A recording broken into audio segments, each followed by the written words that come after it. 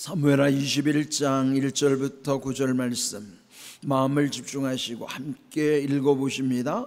다윗의 시대에 해를 거듭하여 3년 기근이 있으므로 다윗이 여호와 앞에 간구하매 여호와께서 이르시되 이는 사울과 피를 흘린 그의 집으로 말미암음이니 그가 기브온 사람을 죽였음이니라 하시니라.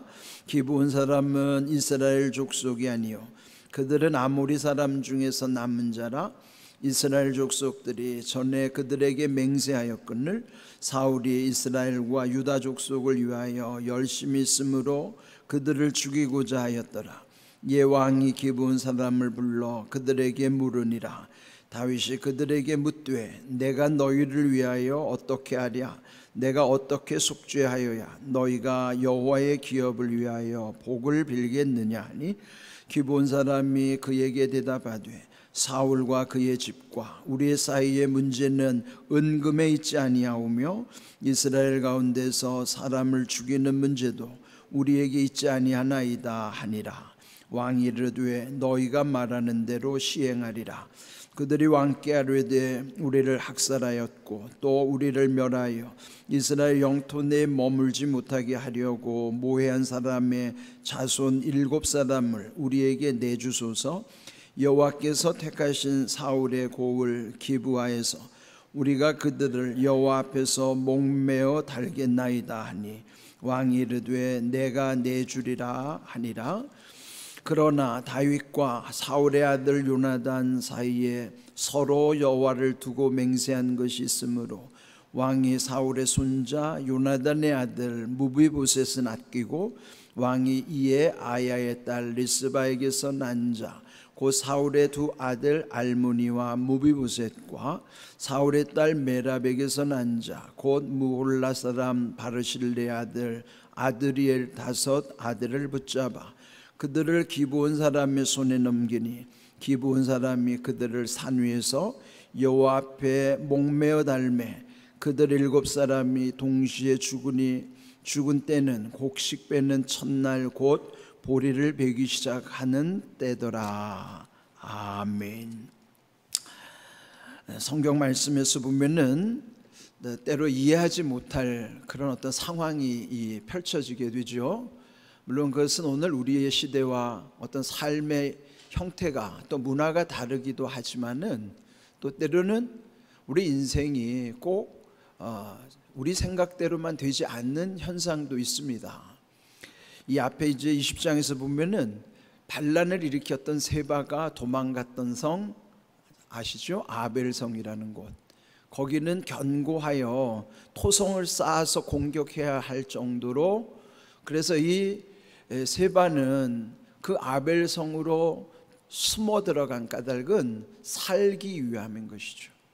그런데 살려고 들어갔던 그 성에서 한 이름 없는 지혜로운 여인으로 인하여 결국 그는 목베임을 당하여 죽게 된 거예요. 참 얼마나 허무해요. 살려고 간 곳이 죽는 곳이라면, 우리 인생에 보면요, 이게 내 뜻대로 안 되는 거예요. 잘 되기를 바라는 것이 망할 수도 있지만은 기대하지 않은 것에서 또 우리가 흔히 횡재한다 그러죠. 뜻하지 않는 어떤 또 은혜를 경험하기도 하는 것이죠. 네, 그처럼 오늘 주신 이 말씀 속에도 다윗 시대에 3년 동안 기근이 들었더라 그러는 거예요.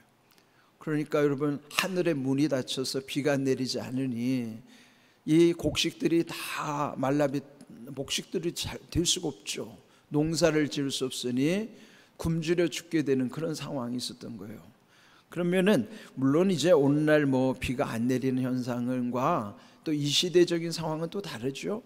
네, 이 당시에 이렇게 3년 동안이나 비가 내리지 않아요 기근이 생겼다 그러면은 그것은 하나님의 심판과 저주로서의 그 상징적 의미가 담겨져 있는 거예요. 그래서 다윗이 결국 하나님 앞에 간구하였다 그랬어요. 여러분, 이 다윗처럼 때로 우리가 어떤 일을 앞두고 뿐만 아니라 우리가 일상에서도 늘 하나님께 간구하는, 이 기도하는 삶이 중요하죠. 특별히 어떤 중요한 일을 하거나 또는 여기처럼 이해할 수 없는 일들이 일어날 때에 더욱 하나님께 물어야 되는 거예요. 간구라는 건 간절히 구했다는 것이죠. 다윗이 하나님께 간절히 구했더니 응답하시기를 그 까닭은 사울과 피를 흘린 그의 집으로 말미암음이니 그가 기브온 사람을 죽였기 때문이라 그러는 거예요. 하나님께 응답받은 내용은 3년의 기근은 결국 기브온 사람들을 죽인 사울의 죄 때문이라 하는 거예요. 근데 여기 이제 기브온 사람의 이제 그 다음 설명이 나오죠. 2절 기브온 사람은 이스라엘 족속이 아니요 그들은 아모리 사람 중에서 남은 자라 그랬어요.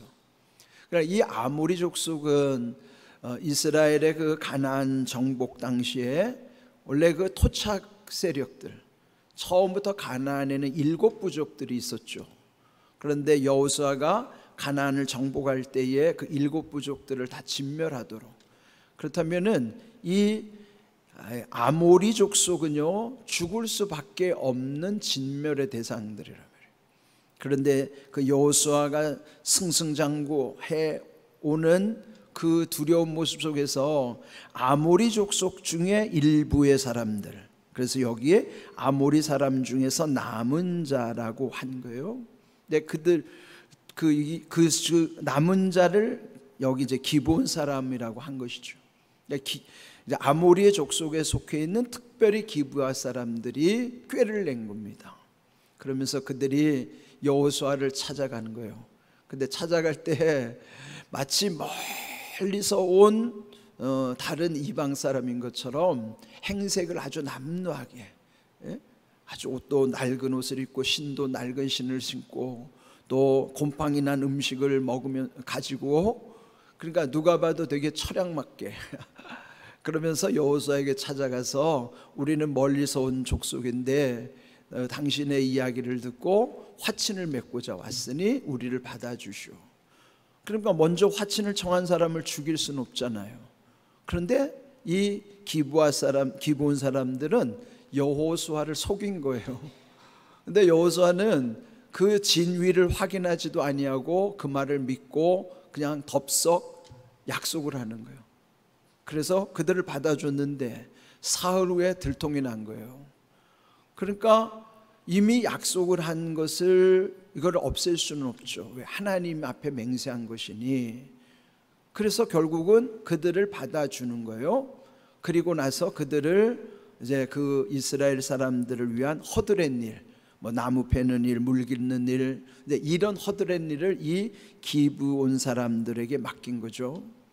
그러면 아모리 사람들은 다 죽을 수밖에 없는 상황에서 특별히 그 중에 남은 자들, 이 기브온 사람은 살아난 자들이에요. 구원받은 자들이란 말이에요. 성경은 이 남은 자를 굉장히 중요하게 여기는 거예요. 남은 자라는 것은 또 이사야에 보면은 그루터기라고도 표현하거든요. 여러분, 그루터기라는 것은 어떤 곡식이나 나무나 식물들을 이렇게 잘라내고 나면은 그 남는 밑동이 있죠. 그 밑동을 그루터기라고 하는 거예요. 근데 그 그루터기가 지금은 없는 것 같은데 시간이 지나면서 거기서부터 다시 올라와서 회복되는 거예요. 그게 남은 자란 말이에요. 그러니까 남은 시대, 우리가 지금 이 시대도 뭐 교회가 힘든 건 사실이지만 하나님의 나라를 위해서 하나님은 반드시 남겨두는 자가 있어요. 그는 뭐냐면 구원받은 자이지만 하나님의 나라를 위해서 쓰임받는 자이기도 한 거예요. 그게 마치 잘려나가서 아무것도 없는 것 같은데 그루터기로 남아있는 자들이에요. 그게. 그러니까 여러분, 이게 하나님의 은혜이기도 하지만은 하나님의 뜻을 우리는 알 수가 없죠. 엘리야 시대 때 자기 혼자 살아남아서 처량하게 하나님께 죽여달라고 했던 엘리야에게 아직도 바알에게 무릎 꿇지 않은 7천의 용사가 있다고 말씀해 주신 것처럼, 그러니까 우리 눈에 안 보인다고 없는 게 아니에요. 하나님은 하나님의 나라를 위해서 우리를 사용하시는 것은 우리에게는 은혜지만 우리가 하나님 뜻에 맞지 않다면 언제든지, 마치 여러분 이 부지깽이 아시죠? 시골에서 이제 부직갱이라는 거는 이제 열심히 이렇게 불 이렇게 뭐 지피고 난 다음에 마지막에 어떻게 해요? 부직갱이도 불에다 팍 집어넣는 거예요. 그러니까 우리가 하나님의 뜻에 합당하지 않으면 언제든지 하나님은 우리를 버리실 수 있는 거예요.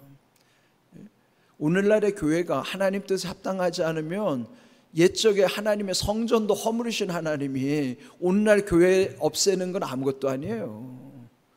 우리가 하나님의 뜻에, 하나님 뜻에 합당한 진정한 주님의 교회가 가치 있는 것이지, 주님의 교회가 아닌 교회는 교회도 아닌 거예요, 그게. 그러니까 요즘에 교회를 정말 두렵게 생각해야 돼요. 그리고 우리가 섬기는 이 교회가 그냥 간판만 달고 있는 교회인지 진정으로 주님이 함께 하시는 교회인지를 날마다 우리가 확인해야 된다고요. 그러니까 여기 남은 자로 산다는 게 은혜란 말이에요. 아모리는 죽을 수밖에 없는 존재인데 살아남아있는 은혜 받은 자. 그런데 문제는 사울의 시대에 와서 여기에 그 다음에 이어지죠. 사울이 그들을 죽이고자 했다. 그래서 이 기브온 사람들을 죽인 거예요. 그런데 여호수아 시대와 이 사울이 이런 만행을 저지른 시대의 격차가 무려 500년이나 되는 거예요. 그러니까 500년 전에 여호수아와 맺은 약속은 계속 이어져 가는 것인데 500년 후에 사울은 자기 정치적인 그런 자기 정치적인 성향 때문에 이 아모리의 이 특별히 기브온 사람들을 죽이는 것이 마치 자기가 무슨 인기를 얻기 위한 방책으로 그렇게 한 것이죠. 그런데 하나님은 약속을 중요하게 여기기 때문에 약속을 어긴 이 사울의 그 죄로 인하여 하늘을 닫으신 거예요. 이제 다윗이 이걸 안 것이죠. 그러면 이 문제를 풀어야 하잖아요. 그래서 이제 그들을 부른 것입니다. 자, 3절 다윗이 기브온 사람들에게 묻되 내가 너희를 위하여 어떻게 하랴. 그러니까 오늘 제목이 내가 어떻게 하랴 하는 거예요.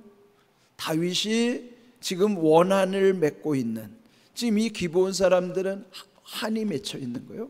원한을 사고 있는, 그래서 한을 맺히게 한 사람을 원수라고 그러는 거죠. 원한과 원수 관계에 있는 이 사울의 관계에 있어서 다윗은 왕으로서 이 문제를 해결하기 위해서 내가 너희를 위하여 어떻게 하랴, 또 어떻게 속죄해야 너희가 여호와의 기업을 위하여 복을 빌겠느냐. 이들이 지금 복을 빌어야 하늘이 열리게 돼 있단 말이죠. 그러니까 이 왕이 그렇게 했다는 것은 전체에 관련된 책임의 문제예요. 우리가 개인의 문제는 개인 간에서의 문제지만 전체에 관련되는 것, 이게 공적인 문제예요. 그래서 한 나라의 지도자가 중요하다고요. 그 한 나라의 지도자가 잘못되면 나라는 다 잘못되는 거라고. 또 어떤 공동체에서도 지도자로 인하여 복을 받을 수 있고 망할 수도 있어요. 그런 개인의 문제는 개인에 국한되기는 하지만 이 공적인 문제는 전체에 해당되기 때문에 이게 간단한 문제가 아니에요. 그러니까 이 사울의 이런 엄청난 만행으로 인하여 결국 그들이 이제 그들의 그 뜻을 받들기로 이제 다윗이 생각하고 그들을 부른 것이죠. 4절 기브온 사람들이 말하기를 사울과 그의 집과 우리 사이의 문제는 은금에 있지 아니하오며, 이게 뭐예요? 은이나 금으로 해결할 문제가 아니다. 즉 오늘 우리의 표현은 뭐예요? 돈으로 해결할 문제가 아니란 말이에요. 보통은 다 돈으로 해결하잖아요. 남에게 피해를 입혔으면 배상금을 지불하는 거죠. 그러면은 지금 이런 문제도 돈으로 해결할 수도 있겠다고 생각하지만은 여러분, 세상의 모든 것이 다 돈의 문제가 아니에요. 많은 부분이 돈으로 해결할 수 있는 건 사실이지만 그렇다고 해서 모든 것이 다 돈으로 해결할 수 있는 것도 아니에요. 지금 이 문제가 그런 거예요. 이것은 돈으로 해결할 수 있는 문제가 아닙니다. 그럼 어떻게 해요? 그렇게 피해를 입힌 만큼 당신들도 피해를 당해야 된다는 거예요. 뭐예요? 눈에는 눈, 이에는 이, 이게 구약의 무서운 율법의 문제입니다. 여러분, 우리는 구약의 율법의 시대에 살지 않고 우리 그런 모든 그 대가를 예수님이 십자가에서 지불해 주셨으니 우리는 이런 걸 당하지 않는 거예요. 우리가 신약의 예수님의 구원 이후에 산다는 게 얼마나 큰 은혜입니까? 그러나 예수님 이전에는 이런 율법이 작동했기 때문에 돈으로 해결할 문제가 아니라 죽였으면은 그에 상관은 누군가를 죽여야 되는 희생양이 필요했던 거예요. 그런데 예수님은 우리의 희생양으로 죽으신 거예요. 그러니까 지금은 더 이상 희생양이 필요 없는 시대를 살지만은 예수님이 희생양으로 죽으시기 이전 구약의 시대는 반드시 희생양이 필요한 거예요. 그러니까 지금 이들이 요구하는 것은 돈의 문제가 아니라 그러면서 말하기를 5절 그들이 왕께 아뢰되 우리를 학살하였고 또 우리를 멸하여 이스라엘 영토 내에 머물지 못하게 하려고 모해한 사람의 자손 7을 우리에게 내주소서. 여호와께서 택하신 사울의 고을 기브아에서 우리가 그들을 여호와 앞에서 목매어 달겠나이다. 그래. 끔찍하죠. 일은 사울이 저질렀는데 그 피해를 누가 입냐면은 사울의 자손들이, 사울과 관련된 그 집안의 사람들이 고스란히 당하는 겁니다. 그러니까 여러분, 이 저주의 문제라고 하는 거는 나 한 사람으로 인하여 누군가 복을 받을 수 있지만 나 한 사람으로 인하여 누군가 피해를 당할 수도 있고 저주를 받을 수도 있어요. 그래서 여러분, 공동체가 중요한 것이고 특별히 가정이 중요한 거예요. 그러니까 지금 이 사울이 저지른 대로 사울의 고향에다가 여호와 앞에서 그 7사람을 내주면 우리가 목을 매달겠다. 그러니까 우리는 많은 사람이 죽었는데 대표로 7명을 내달라는 거예요. 그 여기 7이라고 하는 숫자가 완전수기 때문에 그냥 7명의 완전한 이제 어떤 화해 또 용서, 이제 이게 담겨져 있는 것이죠. 근데 여기서 중요한 게 뭐예요? 죄의 심각성이에요. 그것도 살인죄라고 하는 것에 대한 심각성이에요. 하나님은 생명을 귀히 여기기 때문에 결국은 그들의 요청대로, 그들의 원한을 풀어주기 위해서 다윗은 그들이 요구하는 대로 내가 내주리라 그랬어요. 그런데 7절에 보시면요, 거기에 셋째 줄에 사울의 손자 요나단의 아들 무비보셋은 아끼고, 왜요? 요나단은 다윗과의 아주 친밀한 친구였기 때문에 그의 아들 무비보셋을 내줄 수가 없는 거예요. 왜? 요나단과 이미 약속했기 때문이에요. 거기 맹세했다고 그랬잖아요. 맹세가 약속이거든요. 그러니까 무비보셋도 사울의 손자이기 때문에 죽을 수밖에 없었는데 맹세 때문에, 약속 때문에 살아난 거예요. 이게 계속 중요한 게 뭐예요? 약속이 중요하다는 거예요. 약속을 붙잡은 사람들이 살아난 거예요. 여기 지금 무비보셋도 마찬가지고, 사실은 이 아모리 사람의 남은 자인 이 기브온 사람들도 약속을 맺었기 때문에 그들이 진멸당하지 않았던 것처럼. 그런데 여기 쭉 7명의 이름들이 나와요. 그런데 여기 중요한 것은 8절 둘째 줄에 보면은 또 무비보셋이라는 이름이 또 있어요. 이게 동명이인인 거예요. 요나단의 아들 무비보셋은 약속으로 인하여 살아났지만은, 그러나 약속 없는 사울의 아들 무비보셋은 죽임을 당하는 거예요. 이게 무슨 뜻이에요? 이름이 똑같다고 다 똑같이 사는 게 아니라는 거예요. 예? 형편이 똑같다고, 다 예수 믿는다고, 다 교회 다닌다고 똑같지 않은 거예요. 약속을 붙잡는 사람과 약속 없는 사람의 차이란 말이에요. 똑같은 무비보셋인데 어떤 무비보셋은 살아나고 어떤 무비보셋은 저주를 당하는 거예요. 여러분, 우리가 다 똑같지 않아요. 신앙생활 한다고 다 똑같은 것도 아니고, 중요한 건 내게 약속이 있느냐, 약속을 붙잡고 사느냐가 중요한 거라고 말이죠. 형식이 중요한 게 아니에요. 내 삶의 진실함이 중요한 거예요. 내 믿음의 진실함이 중요한 거예요. 그래서 결국은 이제 그들을 7명을 내주어 목매달아 죽였더라 하는 게 결론이란 말이에요. 그럼 여기서 우리가 붙잡아야 될 게 뭐예요? 그냥 끔찍한 사건으로만 치부할 것이 아니라 이런 끔찍한 사건 속에서 하나님이 이루시고자 하는 게 뭐예요? 약속을 지키신 하나님이라는 거예요. 반드시 약속을 지키는 거예요. 죽을 수밖에 없는 상황 속에서 살아나는 사람이 있다는 걸 보여주는 거예요. 그게 은혜라는 것이죠. 그럼 뭐예요? 약속을 붙잡는 거예요. 그 가장 중요한 언약이 십자가 언약이에요. 그러니까 십자가를 붙잡는 사람, 십자가의 보혈의 공로를 힘입은 사람들은 살아나는 것이지만은 십자가의 그 언약 없는 사람들은 그는 그냥 결국은 율법대로 되는 거예요. 우리는 은혜 가운데 살아간다는 게 얼마나 귀한 일인가. 약속에 신실하신 하나님, 우리 그 약속 붙잡고 살아가고, 그 가장 중요한 약속인 십자가의 약속, 그 언약 붙잡고 우리의 날마다 삶 속에 주의 보혈이 심령에 흐를 뿐만 아니라 주의 보혈로 우리의 삶을 덮어주시는 은혜로 우리가 오늘도 산다는 것을 기억하십시오. 이런 귀한 은혜를 기억하면서 우리가 이번에 또 추석 명절 앞두고 있지만은 특별히 여러분 가정에 주의 보혈로 덮어주시는 은혜를 구하시고 가정의 구원을 위해서 힘쓸 수 있기를 주의 이름으로 축복합니다. 아멘.